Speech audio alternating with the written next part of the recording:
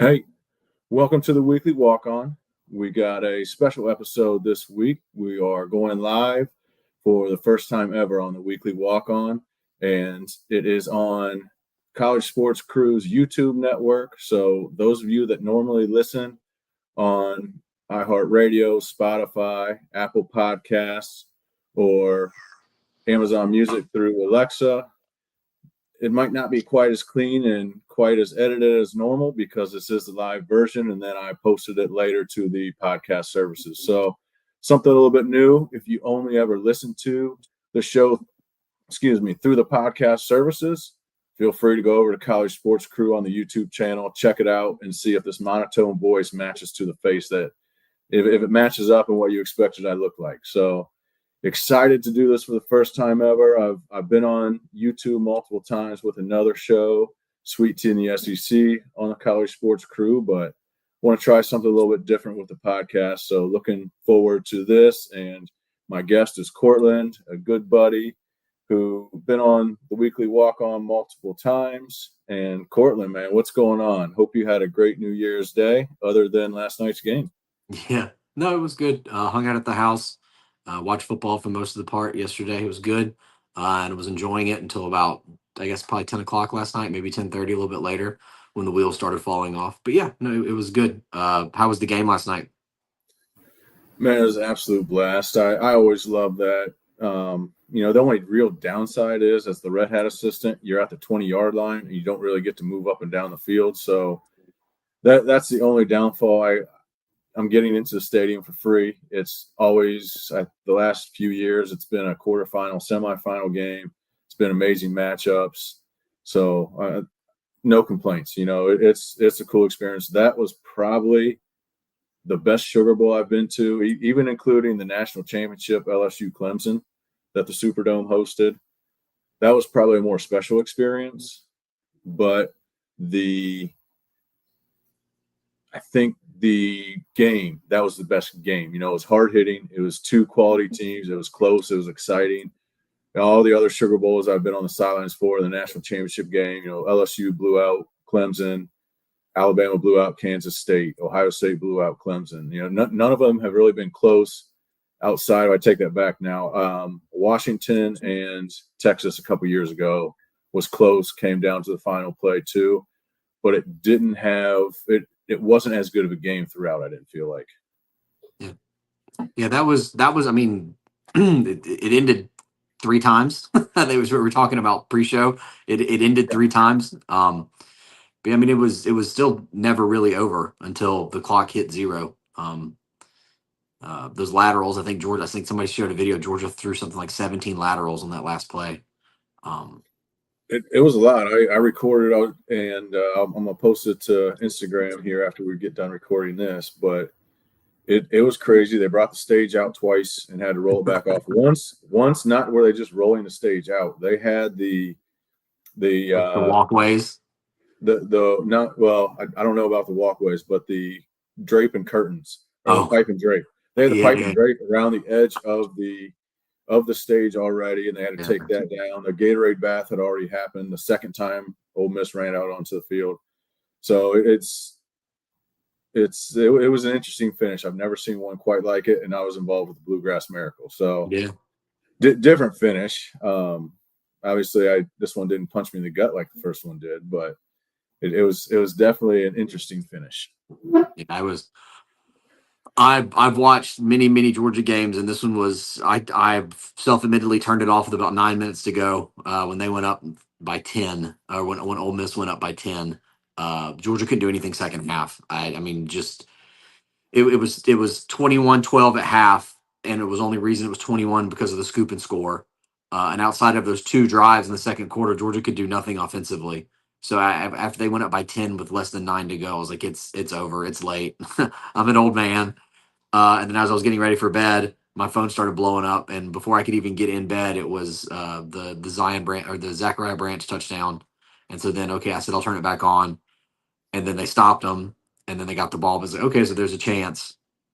And then, when they scored with a minute left, even though there was no timeouts, and I think the first half kind of debacle with the clock management by Ole Miss, I think was in the back of their head, in the back of my mind. I was like, they're going to go down and score. It's not. It's the they've they were given a freebie, basically a get out of jail free card, and they're going to go down and score. I didn't think it'd be on a bomb like that. Yeah. Um, they played them. They played them tight all game, and they did well all game. It was just these little dinks and dunks, and I think there's maybe two passes that were actually in the air more than like 20 yards that were completed. I just the moment that one, I was like, all right, it's over. Yeah, as soon as I released his hand, I could see that he was open and had him beat, just the angle that I had on the Yeah, sideline. So yeah. transitioning now, that game now makes the team with the bye 1-7 in the playoffs. And furthermore, teams that have played in a conference championship game per at Dog Stats on Twitter, if you played in a conference championship game, even if you didn't have that first round bye, you're now 6-13 in the 12-team format. So, there's going to be changes that come. I think the top seeds are going to get frustrated with having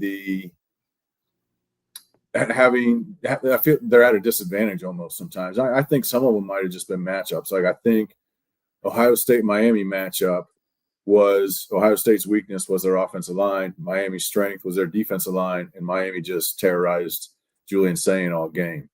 And so I think some of that last year, it was the seeding, which they tweaked so that not all top or the first top four conference champions were then you didn't get the first round bye. And I think that was a good change. And I hope they don't make a wholesale because we're only in year two, but I want to go through kind of some changes that I would make, some changes you would make, and just kind of talk through that a little bit. And,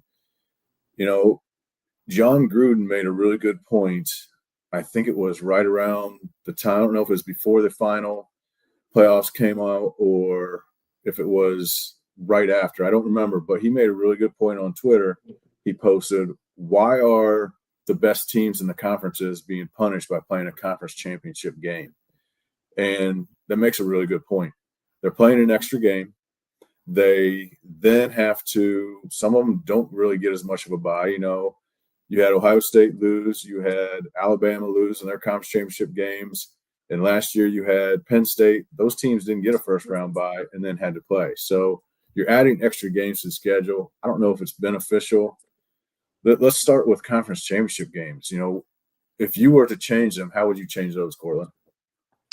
I don't know. Being a kid that grew up watching the SEC championship is something that, like, I don't know. To me, even if my team is not playing it, it's something that you schedule kind of the beginning of the holiday season around. Hey, let's go do this. It's the SEC championship game's on. It's always the first Saturday in December, 4 o'clock. Like back in the days when it was Bama, Florida with Tebow, and then you had the LSU day where they were kind of more dominant. It just before Georgia really got in their groove. I always watched it. I think it's something special. I even think now, I don't remember the numbers exactly, but I think of all of every single game last year, not including the CFP, the SEC championship game, the last like 3 years is the most watched game out of any game. While it's a disadvantage for the players, you can't ignore that. Like Sankey's not going to let that go away. There's too much money with that. So I think until those numbers go away, I don't know how they're going to be able to justify getting rid of it. I guess maybe if they continue to not win national championships, that there's an argument, or the SEC decides that they're going to have their own their own 14 playoff. But for the other conferences, I don't know. I don't think it's that much of a moneymaker. You watch some of the ACC or the Big Ten this year was a big deal because it was in Indianapolis, but other years the stadium's half full. Um, Big 12 is that way too. It's an 11 o'clock local kick. I don't know. The long story short is I don't know what the solution is. I know something has to change. I just don't know because I think you've got two sides of it. You have the fans, I think, who kind of know what needs to be done and what we want to see, and then you have universities that now have to fund these $20 million payrolls on top of their regular coaches' salaries and everything else. So the more they're on TV and the more games that there are, the more money there is. So I think it's going to be a battle of the two. Um, And in those kind of situations, we know which one's going to win. It's always going to be money, and I don't think the conference championship games aren't going away, but I think there's ways to change it. Ideal world, what you do, and I all of the Power Four conferences, I would say, make money on them because of the TV rights. That's never going to go away. There's not going to be wholesale changes as far as the conference championship game. What I want to do, long story short, because it'll never happen. Go back to your regional conferences. Go back to what the conferences were in the late '90s, early 2000s. And then you don't need the conference championship game because everybody plays 9 conference games. The 12 team was the biggest conference. You're playing. There will only be, if you play 9, you're the 10th team. There's only 2 teams you didn't play. The standings right there do it for you. But we know that's not going to happen. So my thoughts almost is 1-2 play for the conference champion, and then your top 6 play an extra game. 3 plays 6. 4 plays 5, and then that kind of gives you your 1-2, our first and second, and then maybe you go 1-2 and then 3-4 play, and whoever wins that 3-4 game then finishes third. Whoever wins that 5-6 game then finishes fifth, and that way you have a little bit of a pecking order to draw it down a little bit more. The SEC had 5 teams make the championship or make the playoff this year. And then that way you have a little bit of a pecking order that you have to finish in your top 6 or your top 4 or whatever it is to even make the CFP. And that way you are also having teams play an extra game that championship week so that it's not a disadvantage. I don't know if that's an answer. TV's probably going to love it because it's more TV rights. It's more money for them. And the conferences probably wouldn't hate it because they're going to get the TV rights money. So I don't know if that's an answer. It's just an idea. I didn't come up with it. I've seen that idea bounce around. I don't know how I feel about it just from the fact it's more wear and tear on these bodies at 18 to 20 years old. Maybe don't always need that, but they're also being paid a lot of money to do this. So I have less sympathy for them at that point. Yeah. I listened to a podcast of all people. John Stinchcomb was actually a guest. This was in the beginning of the year. And basically he said, you're a professional now. Even though you don't play quote unquote professional football, you are a professional now. It is your job to play football. You are also an athlete. You also have classes, but your profession is football, right? You're getting paid to play a game now. I don't know, man. I'm so torn because like your proposal sounds good, but then you look at a year where you got kind of like this year where it feels like a conference is much more stacked. Like that right there for the SEC this year sounds great. Georgia, Ole Miss, Alabama, and A&M, right? You kind of have that circular for the 1 versus 2, 3 versus 4. You've got your top 2 and the 3. But then when you go back to like ACC this year, Miami was clearly the best team in the ACC, but because of the 9th tiebreaker, they didn't make the conference championship game. How would they have looked if they had to play? I don't even remember who's in the ACC championship. It was Duke versus Virginia. Duke or Virginia. How would Miami look if they had to play Virginia? Would they still be as physical as they were versus Ohio State? I mean, they pushed Ohio State around. It was not close. Would they have still looked like that if they had one less week to kind of heal? But then again, they played A&M, and so their bye week there was no bye. They didn't have a bye week. They had an added week. I don't know. It's and that's that. I don't have the answers either. I think when it's unbalanced like that, one, the ACC needs to fix a tiebreaker without a doubt. That's just dumb the way they did that tiebreaker. And what a lot of places do, I know the American does it. That's why Tulane hosted the American Championship game this year over North Texas. They didn't play a head-to-head game. They were the only 2 teams left with 1 loss in conference play. Maybe there was 3 teams, but North Texas beat the other team head-to-head, so they were eliminated. So it came down to the 2 teams, and Tulane was ranked higher in the CFP standings. So Tulane hosted. They got that nod as being technically the 1 seed, and North Texas was 2. So I think there's different ways to break it down. The ACC needs to change it, and there's ways to make it to where would be Miami playing in it. And again, it's not going to go back to what I want.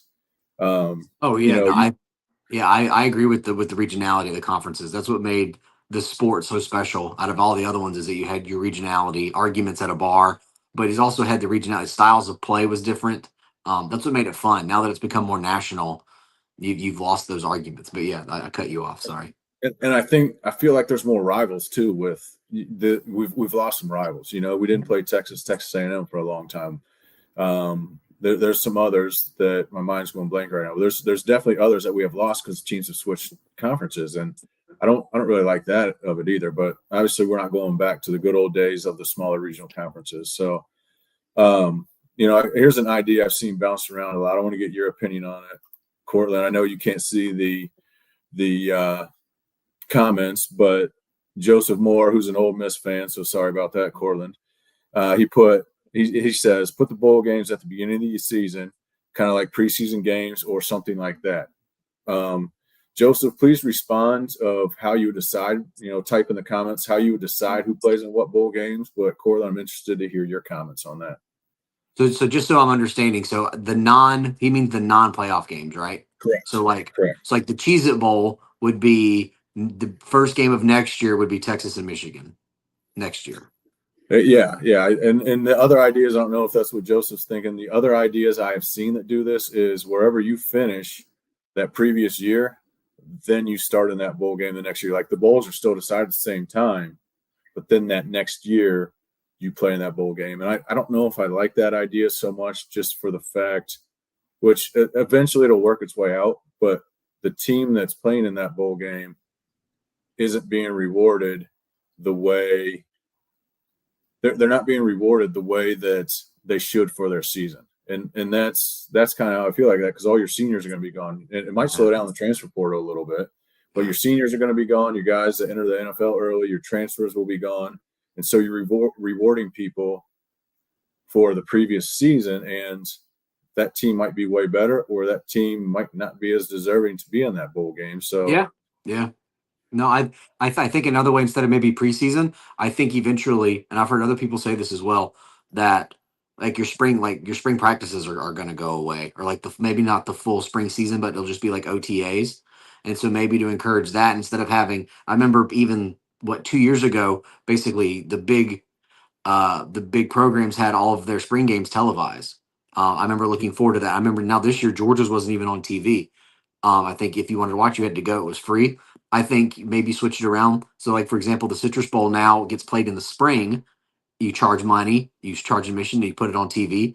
People are always dying for more football, right? So I think maybe having it in the spring, you have kind of a week-long bowl season at the end of spring practice, maybe something like that. Like you said, it doesn't reward the seniors, but it's a way to kind of cap the end of spring practice. You kind of see where you are going into the fall, and then it also helps with these preseason rankings that, for honest, this year missed a lot. But it gives you an idea. I don't know. It's a way. Once again, I know money controls everything. But then there's a way. Maybe you do a home and home with two teams. Texas and Michigan instead of the Citrus Bowl. Texas goes to Michigan in the spring, and then the next year Michigan goes to Texas, Michigan, etc. Maybe they flip flop. It's just something. It's a more revenue maker.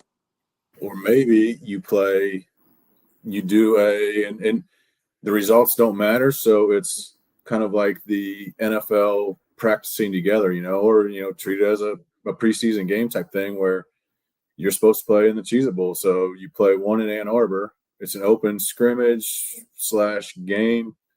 And then 2 weeks later, they go play in Austin.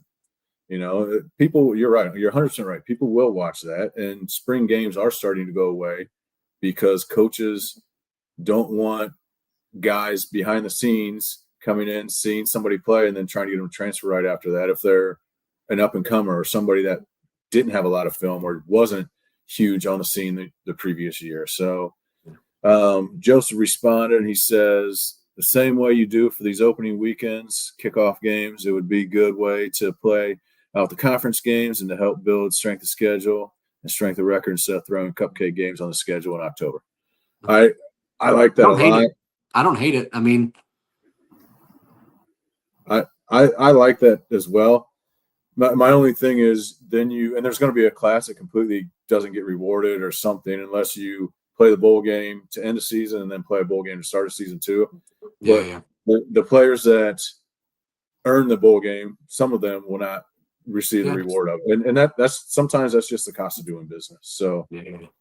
Or you let them stay on, they get their NFL contracts and they get to play one game. They had an no, entire offseason for one game. no, I do not like that idea at all. So Well, the NBA is allowing it, so I don't like that either. It's ridiculous. But I'm going to stop being old man that yells at clouds here. yeah. And we're going to get back to the playoff a little bit. You know, I talked about, so we've talked about bowl games a little bit. We've talked about conference championship games. You know, I mentioned earlier the first round bye teams, the top 4 seeds are 1-7, and anybody that plays in the conference championship game is 6-13 the last 2 years. So as we move into the playoff, I liked the tweaks of the top 5 automatically get in, but you see them as they are, not the top 4 get the 1-4 seeds. And that worked out exactly how it was supposed to for what the Power 4 wanted. They just didn't think they were going to get dominated the way they did in year 1. How would you change the seeding? What not different format even? Like what different formats would you have? I think it's inevitable now. We're going to go to 16 and nobody gets a bye. I think that's going to happen this next year. So I think if you go to 16, you have to eliminate conference championship games, or there has to be some kind of there's no punishment or advancement from there. I just think, because if you're doing that, then teams are going to be guaranteed to play 8. Somebody may play 18 games now, or is it definitely maxed out at 17? You would have. I mean, if you didn't get a bye this year, so Ohio State will say, or Alabama. Yeah, played them both. Yeah, I guess Ohio State got a bye. But Bama played Alabama. in the Yeah, SEC championship game for 13, and then played in the first round for game 14, and then they lost game 15 yesterday. So yeah, 17 is what it would max out. I think it would max out at that with a 16-team format as well. So and then I guess if that still happens, I'm not smart enough to figure that out. But I think I like the idea of just straight seating, but you have football people make those decisions, not athletic directors with current ties. I think the football committee should be your Mac Browns, your Nick Saban, even though Nick Saban still has an office at Alabama, but your Mac guys, Mac. I've heard people throw around Mac Brown a lot. Played at Vanderbilt, coached at Texas, coached at North Carolina. So he has ties to 3 schools at 3 different conferences, right? So it's he could be as nonpartisan as can be, but kind of those football people that can kind of take stats away from it and just do the eye test, right? That's always the argument that people have. You have the most deserved. Remember what was it, the Baylor TCU in like 2012? It was, somebody had to get reward, somebody had to get skip over, but it's the eye test. You could look at a team and tell that they were ready to go compete in the playoff. Uh, how far that would go, how ugly that could get, I don't know. But I like the idea of straight seating with intelligence, not the right word, but more, I don't know, more football minded people are the ones making the decisions. I'm not opposed to going back to the BCS computer rankings. Yeah. And whatever the expanded playoff is, I don't really like expanding the playoff more. It's going to happen to 16 at least. Yeah. I'm not a fan of it because I don't want 3 lost teams getting in. That's part of the reason why I don't get as excited about the NFL, because all you have to do in the NFL is win your division. Yeah. And you're automatically in. Like the NFC South. I'm a Saints fan, you're a Falcons fan. We're going to have either a 1 game above 500 Bucks team or a 1 game above, I guess if Panthers win, it would be 2 games above 500. Yeah. That make the playoffs and host a first round game. And that's not what I want. I want the elite teams. I want the best of the best, still with the group of 5 being or a group of 6 being represented, because that'll get all caught up in litigation if they're left out. So let them have their game in there. Let them have maybe 2 teams if they earn it, and go forward with it. And it's going to go to 16, but use the BCS rankings to rank those 16 teams. And then however you get that group of 5 in, if they're not in the top 16, then, number 16 gets bumped and group of 5 is seated as the 16 seed and go there, because all of those computers, yes, they do have some bias by the person that creates the algorithm to knock those out. But it's not. It's going to be biased towards offensive efficiency, defensive efficiency, or whatever they see fit. It's not going to be biased towards, I like this team because I was a fan of them, or I used to play for this team, I used to coach for this team. And you're taking those biases out. And I know coaches are getting very analytical. None of them are smart enough to be able to figure out, okay, this is what the polls are looking at. This is what we need to do on offense to bump our rankings up 4 spots. So I know everybody hated the BCS, but I like that. The other thing I would do is completely, if you keep the committee, completely get rid of all of the rankings other than the final ranking. Those rankings mean absolutely nothing. They're only for TV ads, for revenue, for fanfare, and to generate money. They mean absolutely nothing. So if it's not the final ranking after that Sunday after Thanksgiving, don't have them. That is just a waste of time, and it gets people's hopes up for no reason. The committee has said each ranking is independent from the previous. So it just gets fan bases and teams' hopes up for no reason. Yeah, no, you're not wrong. What I do like about the idea of the 16 is that nobody gets the bye. As somebody, as a fan of a team who's had the bye 2 years in a row now and has lost after winning a conference championship, I like that. And then also, it keeps the bowl schedule where you then have, you still have your traditional bowl games, the Rose Bowl, Sugar Bowl on January 1st, but then each of those 8 teams gets a home game. I mean, you watch the game at A&M, the game at Oklahoma. Those were special. Those were fun. Even though, even though neither one of them won, they're fun. Like, that's what makes college football so much better to me than all the other sports, is the home crowd and I hate the word the pageantry, but the pageantry around everything else, all the traditions and the fanfare and the tailgating and the all the different traditions. It's just that would be so much fun. And then looking at it now, no offense to JMU or to your Green Wave, I don't think there should be those automatic bids. I think it's just your top 16.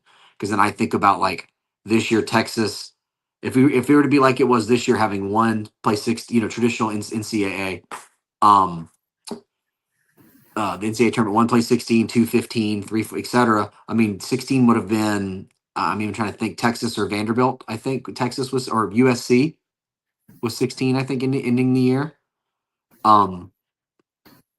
To me, that would have been a better game potentially than JMU Oregon. I don't know that, but I think that even by the brand name, you'd get more eyes and you'd get more discussion on it. I don't care about the ratings when it comes to playoffs. And Joseph Moore, 8556. He's got lots of comments for us today. I appreciate it. Always love responding to the comments and the interaction here. He says the group of 5 needs their own playoffs and let the big boys have their own and do straight seeding.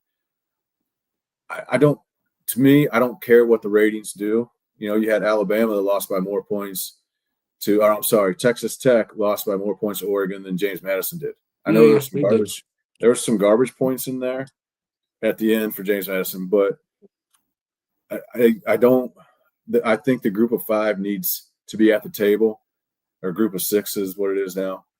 And 1, I think they deserve it. 2, it's going to be, because of the antitrust and all of that, those conferences will then sue, and it's never going to be able to go through. So they said, people say that, people like that idea, but it's going to be caught up in litigation forever, because there's the non-power conferences and schools will say that the power conferences have a monopoly. So unless the NCAA falls apart, I don't see that happening. I know NCAA doesn't have any control over the CFP. They handle the FCS Division II, Division III championships. But these schools are all still members of the NCAA. So as much as they're telling them, giving them to do what they want with a lot of eligibility type stuff, they still have their other sports involved, and they are still the governing body of the however many other sports each school has. And these schools are the ones that make the rules and vote on the different rules. So it's a very slippery slope to do that. I don't foresee that happening until the NCAA is completely gone. Yeah, if you think, like I said, this is a completely fictional world. I agree with what Joseph says. I like the idea. I think having a third now a kind of a your basically this is also turned into a championship subdivision, but having that middle tier of now the American Conference, Sun Belt, MAC, kind of all the group of six now, like you said. To me as just a fan, I love the sound of it. And then if you want to be even more fun, have it like European soccer where somebody gets relegated in between each seasons. I'm not opposed. I am not opposed to that. I'm not fully smart enough. I don't pay attention to soccer at all. I'm also not smart enough to fully figure out how that would work. But I've seen some formats that I kind of liked how it worked. And I kind of, I'm open to that idea. If I can, I want to see it explored more, because I think that will also entice schools to, there needs to be some sort of salary cap, but that will entice some schools and fan bases maybe to push more money towards that when they see what it can do for a UCF who played in a New Year's Six Bowl, 3 years in a row, I think, and is now in the Big 12.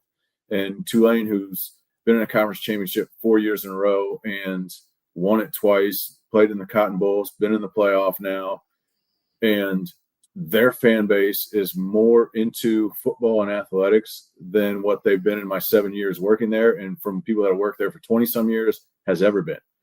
So I think some of these schools that didn't care about football as much are starting to see the value in it, because I love college athletics. I love college football.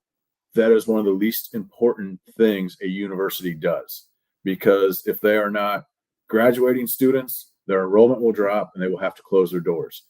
But college athletics, especially football and basketball, some too, is the front porch, and it is the biggest media market, biggest any type of publicity they can get is what football does for them. And a good football team gets people excited.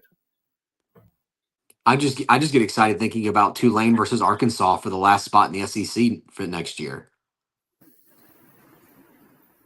What? Huh? I know you're talking about like the relegation. Just having a game, just taking Tulane play Arkansas. We have the playoff, then also have that off on the side for the last spot. Whoever wins gets the last spot in the SEC at the end of the year. That is exciting. No, I'm not going to lie, that's exciting, and I like this angle of it too that I didn't think about. It brings a different angle and is going to get it creates other excitement for teams that aren't doing that great, that have been eliminated from a conference championship game or the CFP or even bowl eligibility, to try to, get their fans excited so that they're not regulated. And then JMU has to play who is the worst team in the ACC this year? I don't know off the top of my head. I got to think Boston College maybe. I'll look real quick. Something like that. JMU plays Boston College or Virginia Tech for the last spot in the ACC. I mean, it's completely far-fetched, but it's fun. I actually kind of like that. Now that I'm thinking about it, I'm starting to like that regulation even more. Let's see. Syracuse and Boston College were both 1-7 in the ACC, so it would have been those two. Yeah. You couldn't tell me it wouldn't be a good game, or at least JMU has a chance, a really good chance of beating them. I think JMU beats a good portion of the bottom half of the ACC, to be honest. Joseph, what's your thoughts? Joseph says, I tell my Mississippi State fans, all of my Mississippi State fans friends, if they would drop down to the Sun Belt, they would be in the playoffs every year. SEC facilities with great talent, they could be a G5 team every year. Joseph's still riding high from last night. Joseph's always very vocal. He supports all the shows on College Sports Crew and likes to interact a lot. I always like hearing his opinion, and he probably is. Joseph, let me ask you this: are you still drunk from last night? And still, have you been just raging and partying and didn't sleep last night? Are you drinking a mimosa, Bloody Mary, whatever, without sleep from last night from all the excitement? And if you were in New Orleans for the game, you probably were. And his response, "I'm still pumped from last night." Man, that's awesome. That's all. That was. I was telling. I don't know if you were here right away. I was telling Cortland that was the best Sugar Bowl I've been to ever in the 5, 6, 7 that I've been to. A close second would be Washington, Texas, but the game's ending was probably a little bit more exciting. Washington, Texas, just the last couple plays. The overall game I didn't find as exciting. Well, I'm now, and here's kind of here's my thing. I'm trying to think of the best way to word it, but with Ole Miss's success now, could you make the argument that is Lane worth what he's being paid? Because these guys are advancing without him. But is it the groundwork that he'd laid down? Right? It's still most of his coaching staff. But is it now? Was he truly the master behind it? It's just fun. Just fun for thought. I've seen some people question that. I think so. It's his program from the last, how long has he been there? 4 or 5 years. Yeah. It's players he brought in. Obviously, the assistant coaches that are still there had a lot to do with it. His fingerprints are still all over these games. And I think so. I think it's a little bit different now with the transfer portal because players can leave at any time. But I think even in the old days, it was almost 2 years until, a coach. Like I still remember Tubby Smith got all kinds of crap at Kentucky when Rick Pitino won the national championship in 96, played for the national championship again in 97, losing to Arizona. And then they went back to the national championship with Tubby Smith in 98, won it.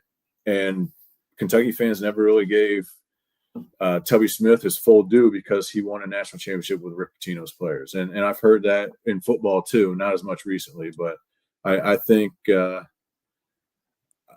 and he's still got a lot on it. Joseph says to hell with Lane. This is Charlie's offense. And I think there is some to that too. Lane Kiffin is, I don't want to call him a quarterback whisperer, but he's very good with quarterbacks.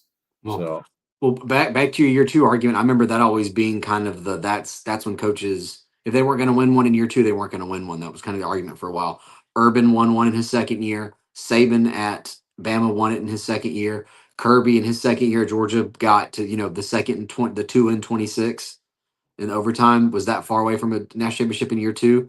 Signetti's in year 2 now at Indiana. So I think there's something to that, to where you have players that got, although transfer air is a little different, the transfer portal air is a little different, but you've got basically, like under Kirby, you had Mark Richt players with a Mark Richt culture who are all just as talented in the world, getting a second kind of perspective on things, able to play a little bit different. I think there's something to the second year thing. There is, and Urban Meyer won in his second year at both Ohio State and Florida, didn't he? Mm-hmm. Yeah, I definitely at Florida. Ohio State wouldn't surprise me, but yeah, at Florida for sure. No, I think it was his third year at Ohio State, maybe. I don't know. They won in 14. He won like 25 games in a row. He went undefeated in 12, but they had a bowl ban for the Tattoo Gate. Went undefeated in the regular season in 13 and lost to Michigan State in the Big Ten championship. So, so it was his third year. Jim Tressel won in his second year at Ohio State. Yeah, so I think there's something to it. I think there is, which makes me curious. Penn State had a bunch of talent this past year. The season kind of blew up on them. Makes me wonder if Matt Campbell's going to be able to do anything in year 2 at Penn State. So, all right, let's get back to the college football format. We talked about 16 teams. You mentioned seeding 1 through 16. So you would just have one bracket, 1 through 16, or would you go two different brackets, seed both sides 1 through 8, and have them come in that way? There's a little bit different angles there. It's not going to change too much, but it might change it slightly. I don't know. I hadn't really thought about it. I just looked at it as like a 1 versus 16, but I see what you're saying. You have 1 versus 16. It could be the same. It just depends on how you stack the bracket, right? It would still be the same result. If you have 1 versus 16 at the top and then 2 versus 15 at the bottom, and then you just kind of alternate 3, 4 as it moves its way into the middle. I think it would be roughly the same. If you did, 1 versus 16 on this side and 2 versus 15 on this side. It will be until you get into the later rounds because of how they break out as they're coming. Mm-hmm. I think I'd have to write it down on paper. I got you. Yeah, I'd have to look at it, but no, I just think the straight seeding of 1 versus 16, and then you got 8 versus 9 in the middle, and then you kind of go from there. Is what I think. Yeah, I think that's how I would do it too, and I don't ever want to reseed. I know the NFL reseeds where the highest seed left always play the lowest seed. Yeah. I want whatever they do, if it's 1 through 8, 1 through 8, or 1 through 16. Yeah. When you win, you stay in that spot on your bracket, like the NCAA, March Madness, and some other tournaments. Pro sports tends to go the highest seed, always plays the low. I don't want that. One thing I do want, you mentioned a little bit earlier, I would love to see all games played on campus until the national championship game. Yeah, I think that's what you mentioned earlier. Yeah, I love the idea, but I think once again there's too much money in these bowl games. I think you do that, the Rose Bowl goes away unless you have now these teams that are outside the top 16 playing in the Rose Bowl, which I don't think is going to draw that much. You'll have your passionate football fans that'll watch, but that's not going to grab your casual viewer to watch the Rose Bowl this year. At least that's in my opinion. I think the first round should be at home, at least when we decide to reformat, if it's coming next year. I think the top 1 through 8 gets a home game because of A, the added revenue, and then B, it's just awesome to watch. And then it wouldn't change anything than what we have right now. The first round games would be at home, and then you go right into the bowl games, into the bowl season. It's just because you're adding 4 more teams. Now nobody gets a bye. So I think it wouldn't really change the schedule. It's just now the top 8 get a home game. So I think what you do with the bowl games is if you go that route is I've seen people say the Rose Bowl should always host a national championship. I don't necessarily agree with that. I think you get the Rose Bowl is amazing. It's my favorite bowl game. I've been to one. It's an awesome experience. You've been to one. I know you had a great experience. But I think you need to move it around because you're going to have some SEC teams, Big Ten teams, Clemson, Florida State. You're going to have some East Coast teams that make the championship game. If you look at who's played the national championship game in the last 7-8 years, it's the majority east of the Mississippi. You don't want them traveling to the Rose Bowl every single year. So I think for fan bases and to kind of help out with distance traveling and get more fans there, all of that, you go pick your top 4, top 6, top 8, whatever bowl games. And the Rose Bowl has it this year, then the Sugar Bowl, then the Cotton Bowl, then the Orange Bowl, and you rotate it around between those games. And outside of that top 16, then the Pac or the Rose Bowl can go back to your top Big Ten and your top. They're gonna have to partner up. So I guess the Pac-12 is coming back. I don't know if the Big Ten wants to play in the bowl game, but whoever they partner with, your top 2 teams from those conferences that don't make the playoff, then they play in the Rose Bowl. Your top 2, SEC and they partner with the Big 12, right? The Sugar Bowl. So your top SEC, Big 12 at the Sugar Bowl. Outside of the playoff, you mean, right? Yeah, I got you. That don't make the playoff, then play in that. And it's again, that's probably something TV's not going to hate because then it allows them to have more bowl games at that point. And TV is all about the money. Yeah, I think there would be some pushback because it is in the top games, but also when the BCS started, that was the original format of the BCS of what you're talking about, where they had the bowl championship series and they rotated between the 4 games. when I first really started watching college football, I think was the first year of the BCS when I really started getting into it. And I didn't know before, I didn't know what it was before that, right? I didn't know that, the SEC went to the Sugar Bowl every year and played kind of not random, but kind of a pre-assigned. And then one never played two. One may play eight and two would play seven or whatever. It wasn't assigned that way. So that's kind of how I was introduced to the Big Four. And so to me, traditionally, as far as back as the early 2000s, late 90s is concerned, uh, those are kind of the Big Four that are part of the rotation now, adding in the Cotton and the Peach Bowl. Yeah, and when I first started watching the early '90s, I know the '98 season, I think, is the first year of the BCS that you're talking about. When I first started watching late '80s, early '90s, the four big ones were the Cotton, the Rose, the Orange, and the Sugar. The Peach Bowl and the Fiesta Bowl. I don't even know if the Peach Bowl was in the original BCS. I think the Cotton Bowl, for whatever reasons, they didn't sign the contract. They didn't agree to it. So they got bumped out and the Fiesta Bowl came in. Mm-hmm. And then when they went to New Year's Six, they brought the Peach Bowl in. And obviously for that type of stuff, they're looking at a lot more. They're looking at, cities that are big enough to host those type of games, airports And the market. In the market of Atlanta. Market. Yeah. Yep.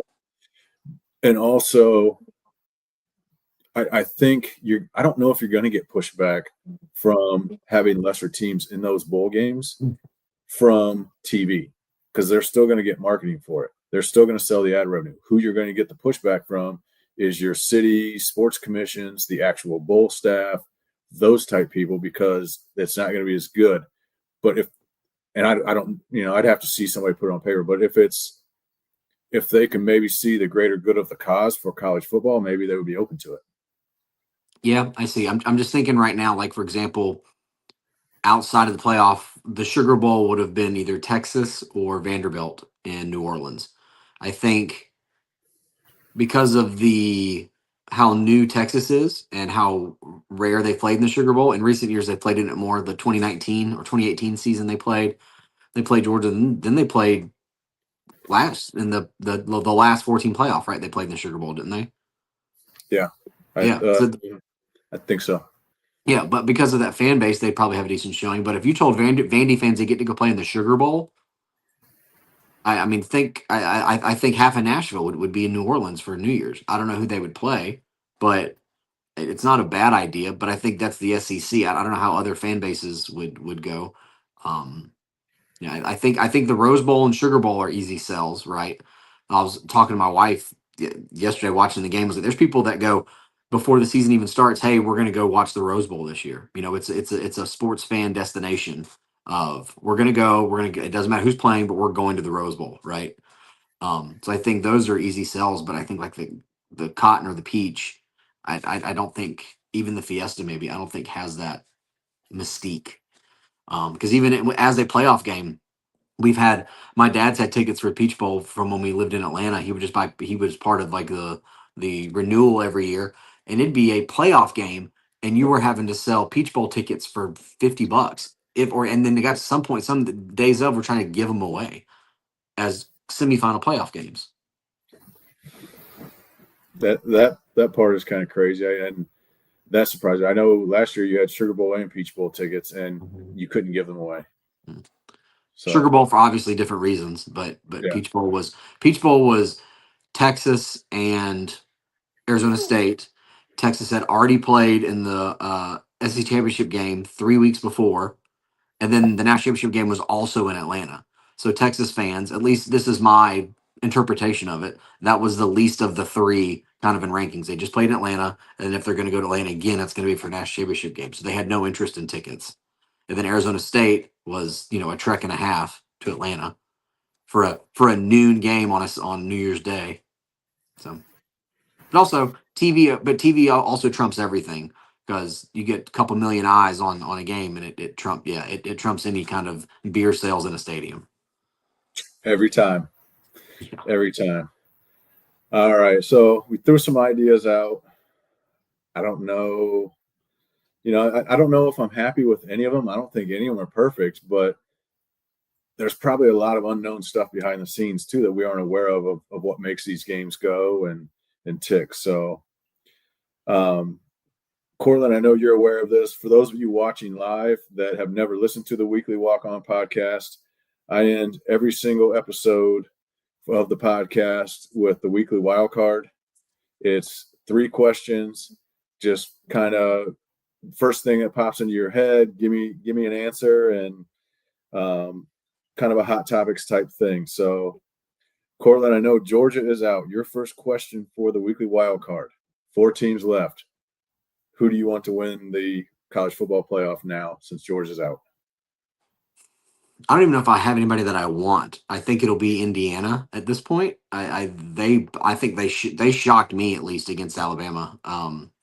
It wasn't even competitive. It was it was it looked like a Division two team or a 1AA team. I mean, they couldn't stay on the field with them. Um, I thought Alabama was. I thought they were going to win that game. To be honest, I thought they had kind of righted the ship. I know they couldn't really run the ball, but I just thought they could out athlete them, and I was very wrong. Um, I think from a brand standpoint, I think it'd be cool to see Oregon win. They have such a big fan base, and I feel like they have a lot of history, but just don't have a national title. So Oregon would be cool, but I think Indiana's going to do it. I kind of want Indiana too, just for and I was indifferent about the Alabama Indiana game yesterday. I did pick Indiana to win, but I kind of want Alabama or Indiana to win it all, simply because, and this is why I wanted to beat Indiana, the histories of those programs. You got the second losingest program of all time, and they, up until Signetti got there, they were the losingest program of all time. I would love to see them win it all, and that's the only reason I'm indifferent to all the teams, to be honest. Yeah, but I also don't know if I can handle Big Ten fans saying that they've now won 3 in a row with 3 different teams. Once it became legal for everybody to play their players. Yeah. All right, Cortland, we've talked about it a lot. We've given out some different ideas. How many teams are going to be in the CFP next year? I think they might stick with 12 for another year, but it wouldn't surprise me if they do 16. I think with the way, I think we'll see how it plays out. I think if the championship game ends up being Miami and Oregon, a 10 versus 5, I think that'll change things maybe a little bit, or Ole Miss Oregon. That may cause for, hey, here's an argument that these middle teams, especially after last year having 5 through 8 be the final 4. I think that gives the argument of maybe we do need to expand it a little bit more. But it wouldn't surprise me if we go to 16. We're only 2 years in, and while it's not perfect, I don't really want them to change it yet. The crazy thing they changed it after year 1 year, and they changed it. But that was only a slight tweak for standings and or seating, and I think that needed to be changed. The one, the hard part with changing CFP is every single conference commissioner and Notre Dame's AD have to agree to any changes. So I'm going to say it stays at 12, just because I don't think they're all going to agree. Yeah. All right. Final question, Cortland. When are you going to come to a game at Tulane? Well, as you know, I have a 5-year-old and a 3-year-old and one on the way, so that makes things not very easy.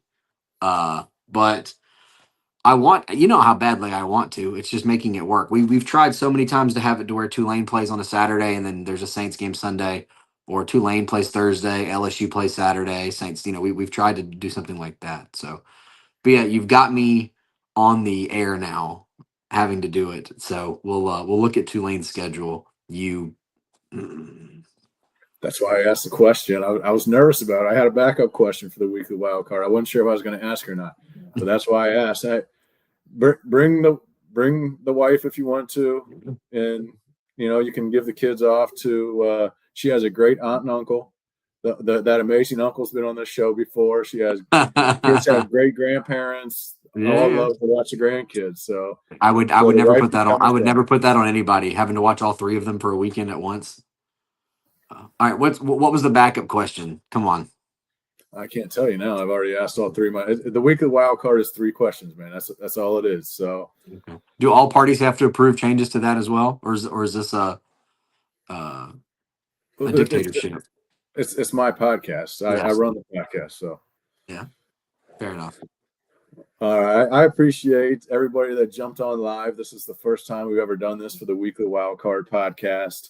And it was fun. This is something I'm going to try to look into doing for next year, getting it every single episode on the College Sports Crew. Still trying to work out some tweaks of how I'm going to do that.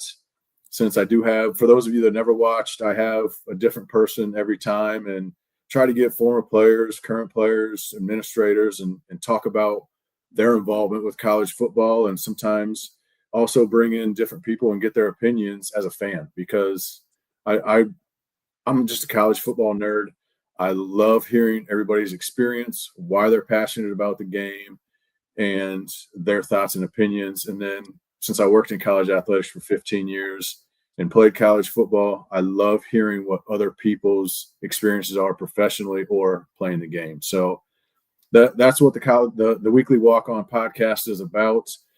It can be heard, for those of you that, again, first time watching it live, it can be heard on any of the major podcast distributors, Apple Podcasts, iHeartRadio, Spotify, and you can ask Alexa. It's on Amazon Music. So put it out every Friday during the season. And since I'm still on Christmas break, I figured I would try live. Check me out. You can follow me live or you can follow me on Twitter. It's CFB Guy. My Instagram is CFB Guy1.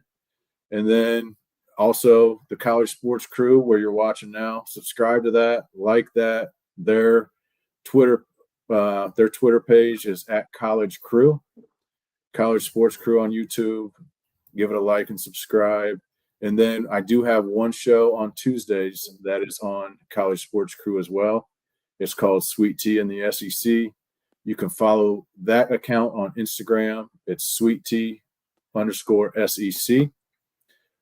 I hope everybody has a great 2026, enjoys the last few college football games that we have. It's kind of bittersweet. We're getting towards the end here.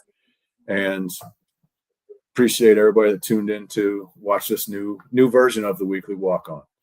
And remember, there's nothing like Saturdays in the fall.